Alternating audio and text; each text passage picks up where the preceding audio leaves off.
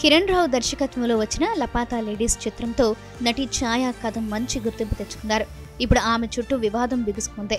ఛాయా కదం రక్షిత జాబితాలో వన్యప్రాణుల మాంసాన్ని తిన్నారన్న ఆరోపణలపై మహారాష్ట్ర అటవీ శాఖ విచారణ చేపట్టింది.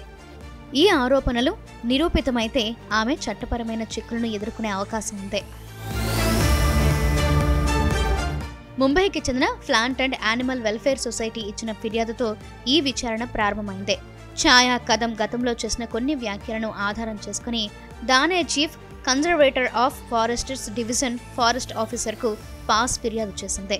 వన్యప్రాణి సంరక్షణ చట్టం 1972 ప్రకారం రక్షిత జాబితాలో ఉన్న కనితి, కుందేలు, అడవి పంది, ఉడుము, ముల్లపంది వంటి జంతువుల మాంసాన్ని తాను రుచి చూసినట్లు కదం స్వయంగా చెప్పారని ఎన్జీఓ తన ఫిర్యాదులో ఆరోపించింది.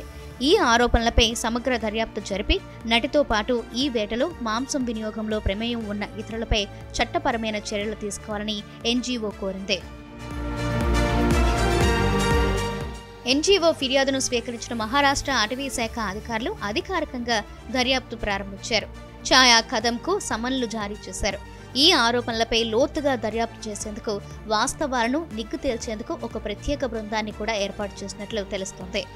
కేవలం నటి చేసిన వ్యాఖ్యలకే పరిమితం కాకుండా ఈ మాంసాన్ని సమకూర్చిన వేటగాళ్లు లేదా ఇందులో పాలు పంచుకున్న ఇతర వ్యక్తుల వివరాలను సేకరించడం పైన కూడా ఈ బృందం దృష్టి సారించింది. ఈ కేసు దర్యాప్తు అధికారి రాకేష్ భోయిర్ మాట్లాడుతూ తాము కదంను ఫోన్లో సంప్రదించామని అన్నారు. ప్రస్తుతం తాను ముంబైలోని లేనని, 4 రోజుల తర్వాత తిరిగి వస్తానని తెలిపారని, న్యాయ సలహా తీసుకుంటున్నామని, విచారణకు పూర్తిగా సహకరిస్తానని ఆమె తమకు తెలియజేశారని అధికారి వివరించారు.